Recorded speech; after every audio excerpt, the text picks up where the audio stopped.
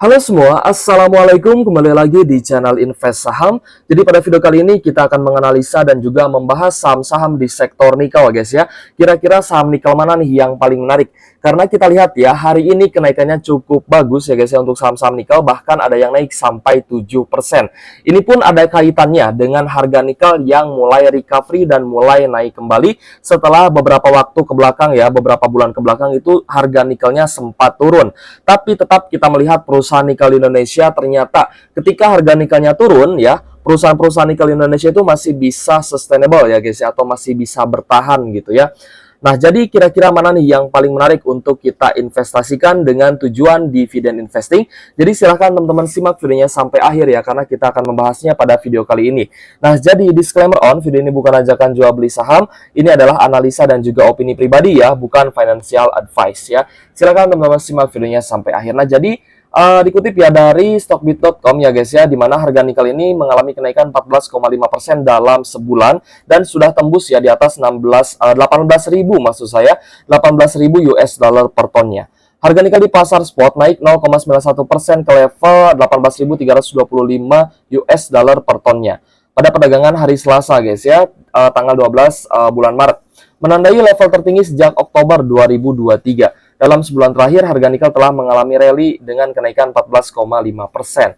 Pulihnya harga benchmark nikel berpotensi mengangkat rata-rata harga jual atau ASP sehingga dapat berdampak positif pada kenaikan pendapatan bagi emiten-emiten pertambangan nikel ya seperti Inco, Antam, MBMA, dan juga NCKL. Perusahaan nikel di Indonesia sendiri memiliki struktur biaya yang relatif lebih kompetitif atau lebih rendah sehingga memungkinkan untuk bertahan di tengah pelemahan harga nikel. Sebagai contoh, Inco dan juga NCKL memiliki biaya cash cost di kisaran 10.000 US dollar per ton. Jadi kalau misalkan kemarin kan turun ya ke 17.000 US dollar per ton, itu sebenarnya masih bisa untung guys ya, dan masih ada laba lah daripada cash cost yang di angka 10.000 US dollar per ton. Selain itu, NCKL juga memiliki rencana menaikkan ya kapasitas produksi yang signifikan hingga mencapai 425.000 ton ya pada tahun 2025 nanti ya guys ya. Ini beritanya kita kutip ya dari Stockbit ya guys ya. Nah, di sini kita melihat ya, memang untuk harga nikel ini sebenarnya sempat sideways ya di kisaran 17.600, 17.500 USD per ton. Saya sering sekali ya guys ya membahas saham-saham nikel itu dari sisi teknikalnya ya. Saya sering pantau saham-saham nikel ini, dan memang ketika harga nikelnya mulai sideways ini sebenarnya saya ada keraguan ya, apakah harga nikel bisa kembali naik atau tidak. Nah, ternyata terjawab sudah ya guys ya, dan sudah tembus ke level 18.325 US dollar per ton. Kenaikan ini dimulai ya sejak bulan Februari lalu ya guys ya. Jadi untuk harga nikel ini mulai mengalami kenaikan, dan tentunya ini akan menjadi sentimen yang sangat positif untuk saham-saham di sektor nikel. Nah, selain nikel kita pun melihat ya beberapa komoditas lainnya juga mengalami kenaikan. Ini sedang berjalan gitu guys ya. Seperti crude oil di sini ternyata mulai mengalami kenaikan ya. Brent oil juga sama, ini ada kenaikan 0,87, 0,95% untuk crude oil WTI dan juga Brent oil ya guys ya. Nah, ini bisa menjadi sentimen positif juga terutama untuk saham-saham di sektor migas seperti itu. Harga natural gas ada penurunan, sedangkan gasolin ada kenaikan 1,18%. Lalu untuk harga emas juga masih merangkak naik ya, 0,04%. Harga silver juga mulai naik lagi. Lalu kita lihat ya harga gandum juga naik. Sedangkan harga batubara ini mulai mengalami penurunan ya, 1,77% setelah kemarin sempat mengalami kenaikan ya guys ya. Jadi untuk harga komoditas ini memang naik turun, tapi ya yang mengalami rally yang cukup bagus di sini adalah harga nikel. Nah, kita langsung saja ke saham yang pertama adalah saham Antam, di mana Antam ya mengalami kenaikan 3,51% pada hari Rabu ini guys ya. Naik ke level Rp1.620 per lembar saham. Kita cek ya guys ya, di satu minggu terakhir mengalami kenaikan 5%. Sebenarnya harga saham Antam ini sempat berfluktuatif ya, sempat turun juga. Jadi banyak juga teman-teman yang mungkin masih floating loss di saham Antam, mungkin di sekitar 1.700, 1.800 ya guys ya di area sini. Nah, banyak yang mengira bahwa Antam ini akan bangkit ya dari 1.600 ke 1.700-an ya, hampir naik ke 1.800. Tapi ternyata Antam harga sahamnya terus turun ya sampai 1.400-an.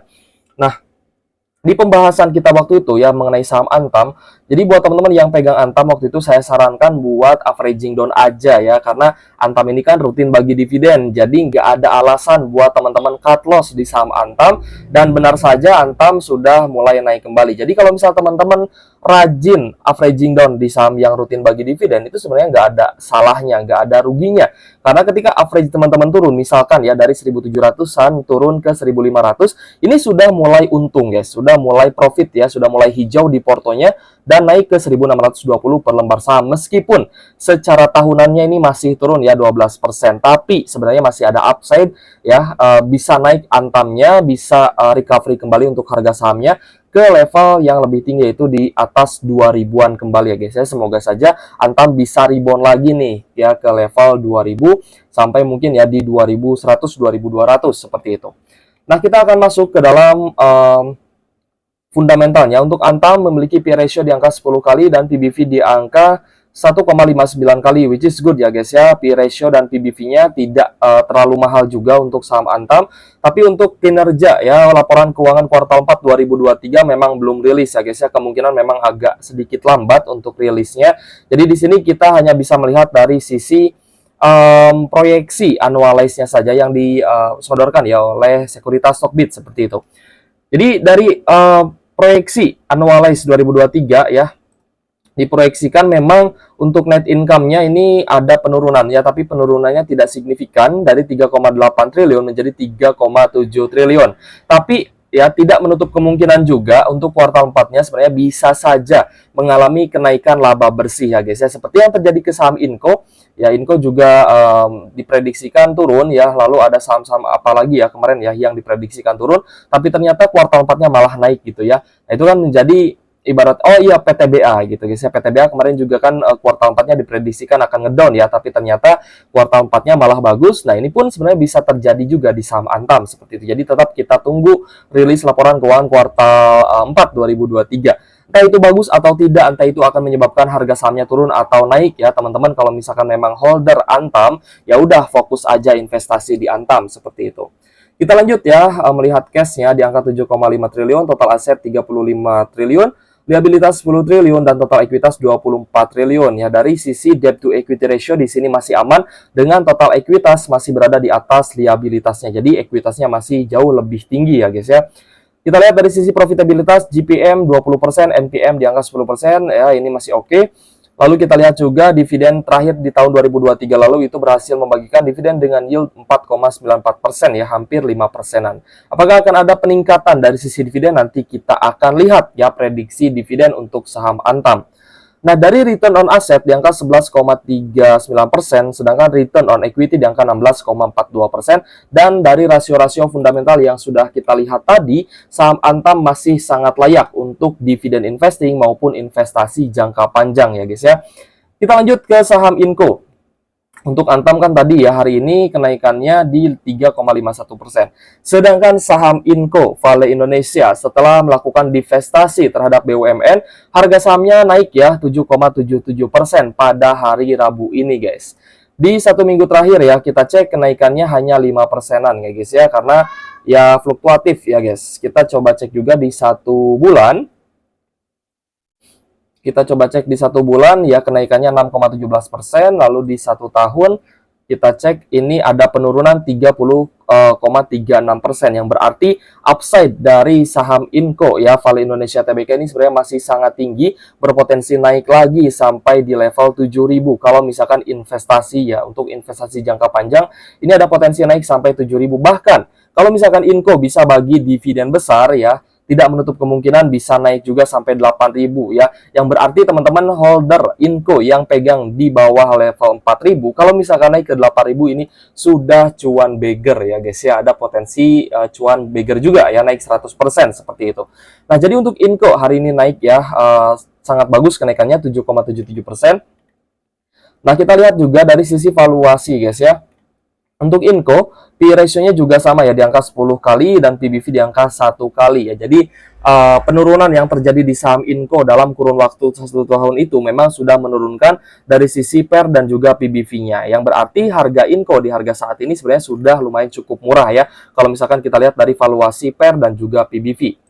Nah, kita lihat dari sisi net income untuk kinerja full year 2023 saham Inco sudah ada laporannya dan sudah bisa kita lihat ya di mana kinerja Inco ini sebenarnya mengalami kenaikan ya dari 3,1 triliun naik menjadi 4,2 triliun secara laba bersih di tahun 2023 dan ini juga sangat bagus. Kuartal 4-nya ada kenaikan secara tahunan dari 560 miliar menjadi 811 miliar. Kita cek dari sisi rasio keuangan, cash-nya 10 triliun, total aset 45,1 triliun, liabilitas hanya 5,5 triliun, dan total ekuitas 39,59 triliun. Dan dari sisi debt to equity ratio-nya di sini juga rasio keuangannya sangat sehat ya guys ya. Di mana total liabilitas sangat-sangat rendah jika dibandingkan dengan total ekuitasnya. Lalu kita cek juga dari GPM atau gross profit margin di angka 20%, sedangkan NPM atau net profit margin di angka 18,03%. Dan dari rasio keuangan, dari rasio profitabilitas kita bisa menilai bahwasanya saham Inco ini jauh lebih murah ya, dari valuasi jauh lebih murah dibandingkan saham Antam. Lalu dari sisi rasio keuangan juga jauh lebih sehat dibandingkan Antam, dan dari sisi profitabilitas ini juga jauh lebih profitable gitu guys ya kalau misalkan kita bandingkan dengan Antam gitu ya. Tapi Antam kan belum rilis nih laporan keuangan kuartal 4-nya, jadi tetap kita tunggu guys ya rilis laporan keuangan saham Antamnya.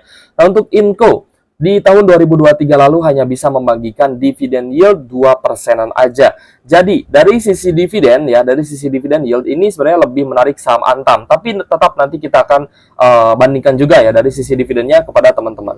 Lalu dari sisi return on asset di angka 9% dan return on equity di angka 10,70%-an guys ya.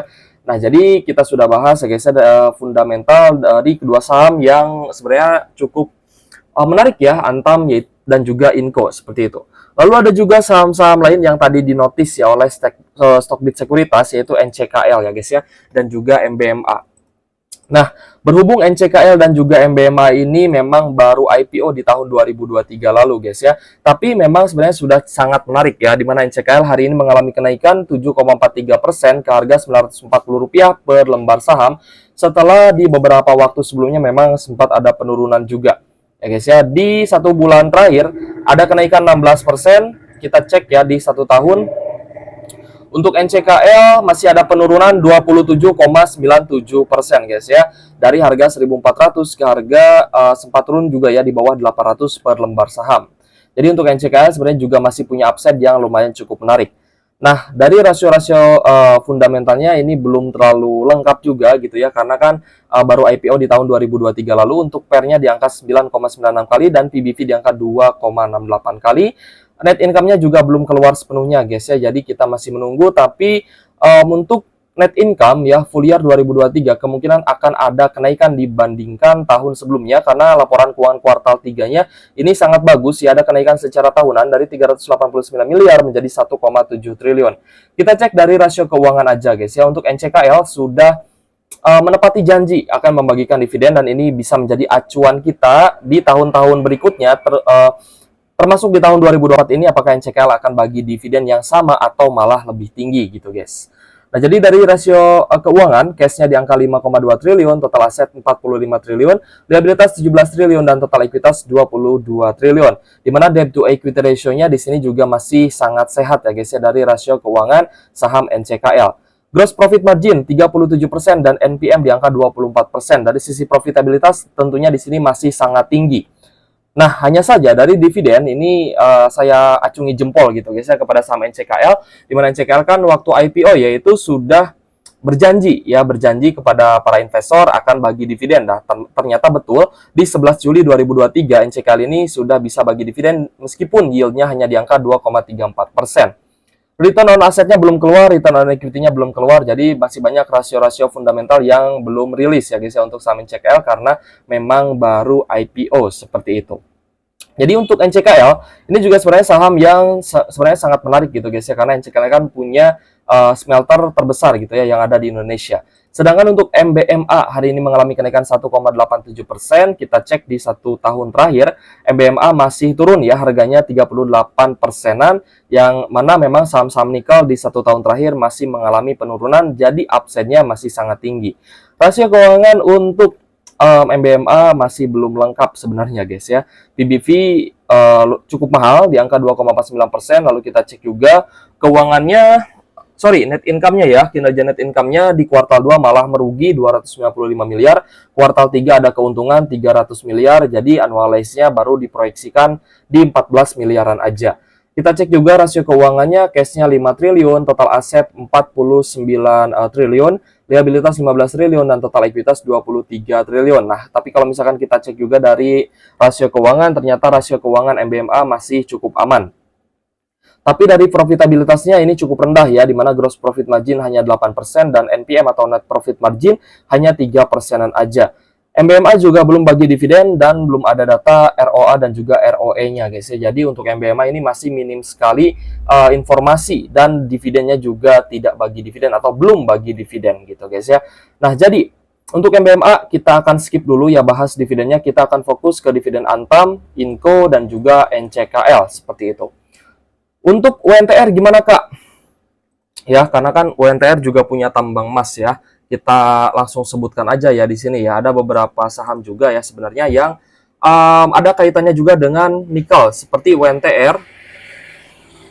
UNTR lalu ada Harum ya, Harum Energi itu juga portfolionya 50% sudah dalam bisnis nikel ya. Ada UNTR, Harum, ya ada apa lagi ya? Mungkin saya ada kelewat ya, mungkin teman-teman bisa ingatkan saya di kolom komentar ya.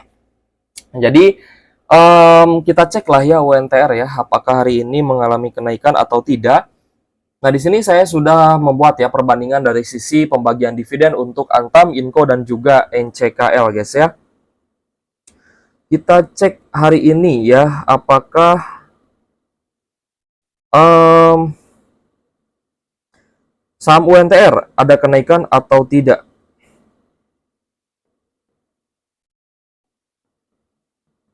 Sorry guys ya, kita cek dulu UNTR. UNTR ya hari ini malah turun 2,69% karena harga batubara juga, harga acuan batubara juga turun nih mungkin ya. Lalu kita cek Harum ya, Harum Energi. Apakah Harum Energi akan ikut di harga batubara atau di harga nikel ya? Tapi kemungkinan sih turun ya. Sorry guys, agak sedikit nge-lag ya. Harum Energi. Jadi tetap guys ya, belilah saham bagus di harga murah, bukan beli saham bagus di harga pucuk ya, karena kemungkinan teman-teman nyangkut itu sebenarnya jauh lebih besar kalau misalkan teman-teman tidak ada niat untuk investasi jangka panjang. Nah, jadi tetap ya saham apapun yang teman-teman beli, niatkan untuk investasi jangka panjang ya. Karena kalau misalkan investasi jangka pendek, teman-teman akan termakan oleh fluktuasi yang terjadi di market ya guys ya. Harum Energi hari ini naik 5% guys ya. Harumnya naik 5% ya, sedangkan UNTR turun 2%-an seperti itu. Jadi berbeda-beda gitu guys ya, kenaikan dan juga penurunan yang terjadi di saham-saham yang ada kaitannya dengan batubara dan juga nikel ya. Kita kategorikan aja UNTR ini kan diversifikasi ke pertambangan nikel, Harum juga sama. Nah, jadi ini hybrid lah ya antara nikel dan juga batubara seperti itu. Nah, kita bahas dividennya Antam. Untuk Antam di 2 tahun sebelumnya bagi DPR 50%, hanya saja untuk EPS-nya diproyeksikan akan ada sedikit penurunan. Tapi karena laporan keuangan kuartal 4 Antam belum rilis, jadi kita masih belum bisa lihat ya apakah EPS-nya ini akan naik atau turun. Sebenarnya seperti itu. Tapi kita asumsikan aja di sini Rp158 per lembar saham ya, sesuai dengan yang diproyeksikan oleh RTI Bisnis seperti itu. Nah, jadi dengan EPS 158 per lembar saham dan DPR yang sama di 2 tahun sebelumnya yaitu 50%, maka potensi dividennya di Rp79 per lembar saham. Dengan harga penutupan hari ini Rp1.620 per lembar saham, maka potensi dividen yield-nya di angka 5%-an, which is good ya guys ya. Untuk Antam masih stabil, kalau misalkan DPR-nya 50%, maka dividen yield-nya 5%-an. Nah, begitupun juga kalau misalkan DPR-nya ada kenaikan di angka 60%, maka dividen yield-nya berpotensi tembus 6%. Di harga saat ini Rp1.620 per lembar saham. Nah, tapi kalau misalkan teman-teman sudah punya di harga 1.400, 1.500, ini tentunya akan lebih besar lagi ya guys ya. Mungkin bisa di angka 6%-an untuk dividen yield yang akan teman-teman dapatkan seperti itu. Teorinya seperti ini, semakin murah teman-teman membeli saham, maka dividen yield-nya ini akan semakin tinggi. Jadi jangan bandingkan dengan teman-teman belinya saat cum dead yang dimana harga sahamnya biasanya sudah mengalami kenaikan yang cukup signifikan gitu guys ya. Jadi potensi keuntungan teman-teman yang investasi jangka panjang ini akan lebih tinggi dibandingkan dengan teman-teman yang hanya mengincar dividennya aja seperti itu guys ya. Nah jadi untuk Antam buat teman-teman yang kemarin sudah punya ya di harga 1.400, 1.500 bisa tambah muatan, tapi tambah muatannya jangan banyak-banyak gitu ya, karena nanti akan menaikkan average teman-teman seperti itu. Jadi strategi average up, averaging down juga itu sebenarnya ada. Oke guys, kita lanjut ke Inco. Untuk Inco di data RTI Bisnis ya, saya menemukan bahwa DPR Inco sebelum divestasi ke BUMN ya, sebelum menjadi dikendalikan, maksud saya sebelum dikendalikan oleh BUMN ya, sebelum divestasi itu bagi dividen ya dengan DPR hanya 30-39% aja. Itu di tahun 2020 dan tahun 2022, sedangkan di tahun 2021 absen, tidak bagi dividen guys ya.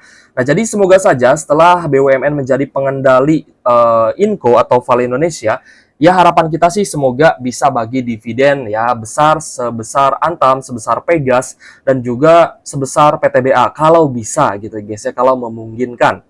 Nah, dari IPS-nya ini mengalami kenaikan dari 314 menjadi Rp426 per lembar saham. DPR kita asumsikan 30-39%, maka dividen final yang akan dibagikan oleh Inco sebesar Rp128-166 per lembar saham. Dengan dividen yield di harga saat ini 4.300 per lembar saham, dividen yield-nya itu berpotensi tembus 3-4%. Nah, kita asumsikan kan 30-39%. Tapi bayangkan kalau misalkan ada instruksi dari Kementerian BUMN bahwa Inco tolong bagi 50%. Misalkan ya guys ya. Tolong bagi 50% nih Inco ya kepada negara dan juga kepada para investor misalkan ya. Nah, maka di sini potensi dividen finalnya akan naik menjadi Rp213 per lembar saham ya, di harga saat ini dividen yieldnya 5%-an, which is ini akan lebih menarik lagi nih untuk Inco, bisa sejajar ya dengan dividen dari saham Antam dan juga dividennya saham Pegas seperti itu. Jadi saham-saham BUMN oke lah rata ya dividen yieldnya 5%, 5%, 5%. Tapi PTBA berpotensi tembus 16%, ya udah itu nggak masalah gitu guys. Yang penting kita sebagai investor jangka panjang ya sudah bisa melihat ya potensi dividennya seperti apa, dan itu pun menjadi keuntungan ya untuk kita para investor jangka panjang dan dividen yang melakukan dividen investing. Nah, untuk NCKL IPS-nya juga diproyeksikan akan mengalami kenaikan. Tapi untuk NCKL kayaknya belum rilis ya, laporan keuangan kuartal 4-nya memang belum rilis, tapi ini masih proyeksi ya. Jadi ini masih proyeksi aja dari Rp85 ke Rp94 per lembar saham untuk kenaikan IPS-nya. Nah, dari sisi dividen payout ratio, ini di tahun sebelumnya bagi di angka 26,10% ya. Kita bulatkan 26% aja. Jadi potensi dividennya kalau misalkan sama untuk DPR seperti tahun sebelumnya, dividen finalnya berpotensi tembus Rp24 per lembar saham dengan dividen yield 3% di harga saat ini Rp940 per lembar saham. Oke guys, jadi untuk NCKL, kalau misalkan bisa bagi DPR lebih tinggi, misalkan 30% atau 40%, nah teman-teman juga bisa melihat perubahan di dividen yield-nya guys ya. Kalau misalkan bisa bagi 50% ya untuk NCKL, maka dividennya ini akan berpotensi tembus 5% untuk dividen yield-nya. Tapi NCKL kan bukan milik BUMN ya, jadi kita tidak bisa berharap terlalu tinggi dengan saham NCKL ya, mungkin ada kenaikan sampai 30% itu pun sudah bagus ya untuk NCKL seperti itu. Oke guys, jadi ya kemungkinan besar untuk saham-saham komoditas ini akan bagus di tahun 2024, termasuk komoditas batubara. Karena kita melihat ya di mana perang itu ya, perang Rusia Ukraina ternyata masih berlangsung, lalu perang ya antara Amerika Eropa melawan militan Hutsi di Laut Merah ya, dan juga Iran itu juga masih berlangsung gitu guys ya. Lalu perang Palestina dan juga Israel itu juga masih berlangsung ya. Nah, kita melihat di mana potensi eskalasi perang ini bisa saja terus meluas, dan ini akan sangat berdampak ya terhadap harga komoditas seperti itu. Jadi untuk ya dari pendapat saya pribadi ya, saya melihat di mana inflasi masih terus tinggi, eskalasi perang masih bisa terus naik, ya jadi kemungkinan saham-saham perbankan bisa saja turun di tahun 2024 ini dan The Fed kemungkinan akan menahan suku bunga atau bahkan akan menaikkan kembali suku bunganya ya, di mana inflasi Amerika Serikat ini kembali memanas. Ini beritanya di 12 Maret 2024 ya. Teman-teman bisa baca aja tentang inflasi Amerika Serikat yang naik, dan juga teman-teman juga bisa mencari atau searching mengenai inflasi Indonesia yang juga naik di bulan Februari ya guys ya. Nah ini saya ada datanya ya, data inflasi dari Bank Indonesia ini juga ada kenaikan dari bulan Desember. Bulan Desember sebenarnya ada penurunan guys ya, dari 2,86 menjadi 2,61% untuk inflasi Indonesia. Tapi di bulan Januari ya, di bulan Januari sebenarnya juga turun ya ke 2,57%. Tapi di bulan Februari ini mulai naik lagi ke angka 2,75% untuk data inflasi Indonesia. Nah, ada jadwal FOMC juga di tanggal 19 sampai 20 Maret ya guys ya, 2024 ini. Jadi nanti akan diputuskan apakah suku bunga The Fed ya, suku bunga acuan The Fed ini akan diturunkan atau akan dinaikkan atau malah akan ditahan seperti itu. Tapi kemungkinan besar masih akan ditahan karena mengingat suku bunga yang masih naik, dan ini bisa mempengaruhi IHSG, bisa mempengaruhi bursa saham gitu guys ya. Nanti teman-teman kita coba akan bahas lagi lah ya di next video seperti itu, agar teman-teman punya pandangan nih untuk beberapa minggu ke depan, 1 bulan bahkan 2 bulan ke depan. Oke guys, terima kasih sudah menonton channel Invest Saham. Semoga video ini bermanfaat buat teman-teman, yang mana kita lihat ya harga komoditas termasuk nikel sudah mengalami kenaikan lagi. Thank you for watching, see you on the next video. Wassalamualaikum warahmatullahi wabarakatuh.